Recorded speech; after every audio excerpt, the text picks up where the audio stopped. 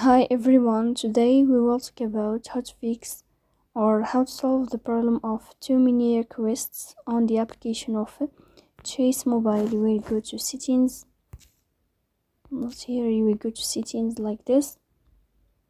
In this page you will go to apps, default apps, app settings.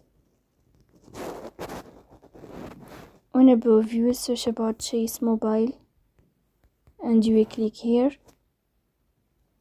Then this page of app info, you will click on first stop and you will click OK. Then you will enter to the window of storage.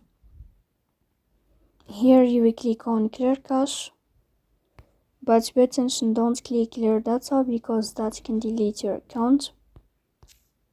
Here you will go to Play Store. You will search about the application of Chase Mobile. Then you can uninstall your app and you can